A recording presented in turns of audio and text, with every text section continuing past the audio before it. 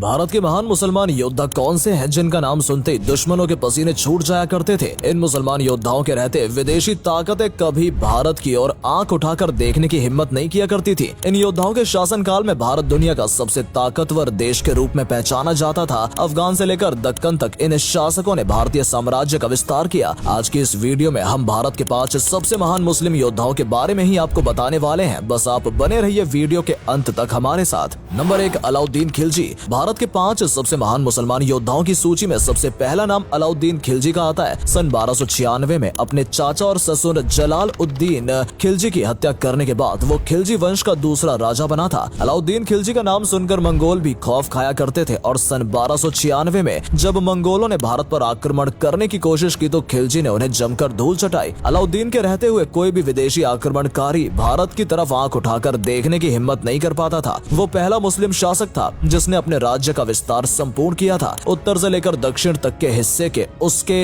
अपने साम्राज्य में उसने शामिल कर लिया था। गुजरात, रणथंभौर, चित्तौड़, मालवा और दक्कन पर उसने विजय प्राप्त की। अलाउद्दीन खिलजी के पास 5 लाख सैनिकों की आर्मी थी। 60,000 से अधिक घुड़सवार उसकी सेना में शामिल थे। अलाउद्दीन खिलजी ने भारत के कई इकोनॉमिक, सिविल और मिलिट्री रिफॉर्म्स इंट्रोड्यूस कराए। उसने अपने साम्राज्य में महंगाई कम की, साथ ही साथ एक टैक्स सिस्टम शुरू किया जिसका आधुनिक वर्जन ही आज भारत में इस्तेमाल किया जाता है। अलाउद्दीन खिलजी के दरबार में अमीर खुसरो और हसन निजामी उच्च कोटि के विद्वान मौजूद थे। स्थापत्य कला के क्षेत्र में भी अलाउद्दीन खिलजी ने अपना योगदान दिया। दिल्ली सहित देश में उनके कई जगह सराय, मदरसे, महलों और किलों का निर्माण कराया। सन 1316 में बीमारी के चलते उसकी मौत हो गई थी। नंबर 2, बाबर। बाबर को भी भारत के महान मुसलमान योद्धाओं की सूची में शामिल किया जाता है। केवल 20,000 की फौज के साथ बाबर ने भारत पर आक्रमण किया था और फतेह हासिल की थी। भारत में मुगल साम्राज्य की नींव बाबर द्वारा रखी गई थी। सन 1526 में पानीपत की पहली लड़ाई में बाबर इब्राहिम लोदी को हरा देता है और दिल्ली के तख्त पर कब्जा कर लेता है। वो अपने साथ कई विशाल तोपें और बारूद लेकर भारत आया था जिसके आगे इब्राहिम लोदी की सेना टिक नहीं पाई। इसके बाद बाबर को भारत का मौसम और यहाँ का वातावरण इतना पसंद आया कि उसने यहीं पर रहने का मन बना लिया। बाबर एक दरिया दिली वाला इंसान माना जाता था। कहा जाता है कि 1526 में पानीपत के युद्ध में जीत हासिल करने के बाद बाबर ने लूटा हुआ सारा धन सैनिकों में बंटवा दिया था। बाबर की दरियादिली देखकर लोगों ने उसे कलंदर का नाम दिया था। सन 1527 में बाबर ने राणा सांगा को और 1528 में चंदेल के राजाओं को भी परास्त कर दिया था।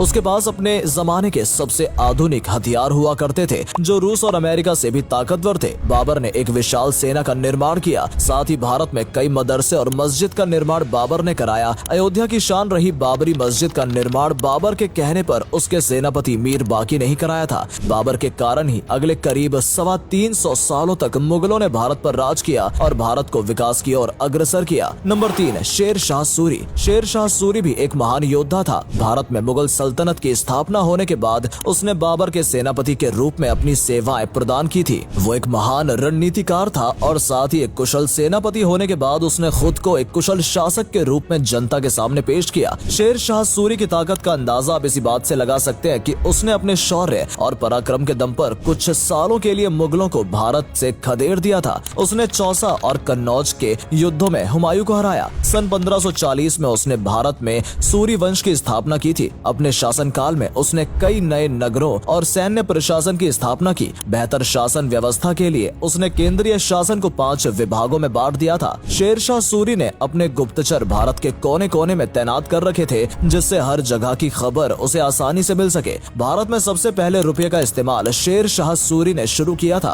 उसने भारत में डाक व्यवस्था की शुरुआत कराई। साथ ही अफगानिस्तान में काबुल से लेकर बांग्लादेश के चटगांव तक ग्रैंड ट्रंक रोड का निर्माण कराया जिसे भारत का पहला हाईवे भी कहा जाता है। उसने देश में कई स्कूल भी बनवाए और साथ ही गरीबों के लिए मुफ्त में लंगर भी खोले गए। इन सबके अलावा भूमि सुधार, सैन्य शक्ति को मजबूत करना और व्यापार को बढ़ावा देना सहित अनेकों कार्य शेर शाह सूरी ने कराए। लेकिन 1556 में पानीपत के युद्ध, दूसरे युद्ध में हुमायूं विजयी हो जाता है और भारत में एक बार फिर मुगल सल्तनत की शुरुआत हो जाती है। नंबर 4, औरंगजेब। औरंगजेब को सबसे महान मुसलमान बादशाह माना जाता है। हालांकि इतिहासकारों ने औरंगजेब से अधिक तवज्जो अकबर और शाहजहां जैसे शासकों को दी है, लेकिन औरंगजेब उन सबसे अधिक ताकतवर और शक्तिशाली था। 49 सालों तक यानी करीब आधी शताब्दी तक उसने भारतीय उपमहाद्वीप पर कब्जा किया और अपने साम्राज्य का विस्तार किया। उसके शासनकाल में भारत की सीमाएं सियाचिन, कैलाश पर्वत और अफगानिस्तान तक पहुंच गई थी। वो एक महान योद्धा था, साथ ही उसकी बनाई रणनीतियां अचूक मानी जाती थी। औरंगजेब ने अपने शासनकाल में पूरे भारत को मजबूत और अमीर बनाया। दुनिया की कुल 1/4 अर्थव्यवस्था भारत की थी। भारत दुनिया का सबसे अमीर मुल्क उस समय माना जाता था और औरंगजेब को सबसे अमीर बादशाह बताया जाता है। कहा जाता है कि वो निजी खर्च के लिए शाही खजाने का इस्तेमाल नहीं करता था। वो बेहद सादगी और सरल किस्म का व्यक्ति था। अपने हाथों से टोपियां बनाया करता था। अफीम और शराब का सेवन उसे ज्यादा पसंद नहीं था। उसने हिंदुओं पर जजिया कर लगाया था, जो वहीं सभी मुसलमानों पर ज़कात कर भी लगाया था। वो सती प्रथा के भी खिलाफ था। साथ ही दलितों और बेसहारा लोगों की मदद के लिए हमेशा आगे रहता था। बहुत से लोगों का मानना है कि औरंगजेब हिंदुओं से नफरत करता था, लेकिन ऐसा नहीं है। उसके मंत्रिमंडल में कई हिंदू उच्च पदों पर तैनात थे। औरंगजेब रहते अंग्रेज कभी भी भारत पर कब्जा नहीं कर पाए थे, लेकिन औरंगजेब की मृत्यु के बाद मुगल सल्तनत धीरे धीरे पतन की ओर बढ़ने लगी और इसी का फायदा अंग्रेजों ने उठाया। नंबर 5, टीपू सुल्तान। टीपू सुल्तान का नाम भारतीय इतिहास के पन्नों में विवादास्पद रहा है, लेकिन इस बात से कोई इनकार नहीं कर सकता है कि वो 18वीं शताब्दी के सबसे महान मुसलमान योद्धा थे। टीपू सुल्तान को दोनों हाथों से तलवारबाजी करने का हुनर प्राप्त था और उनकी एक तलवार का वजन 7 किलोग्राम से भी अधिक था। टीपू सुल्तान ने ही भारत का पहला रॉकेट मिसाइल बनाया था, जिसके बाद में अंग्रेज अपने साथ लंदन ले गए थे। टीपू सुल्तान ने एक मजबूत नौसेना का निर्माण भी कराया था। 20 से अधिक युद्ध पोत उसके पास थे, जिसमें दर्जनों तोप लगी रहती थी। 2010 में टीपू सुल्तान की एक तोप 3 लाख पाउंड में नीलाम हुई थी।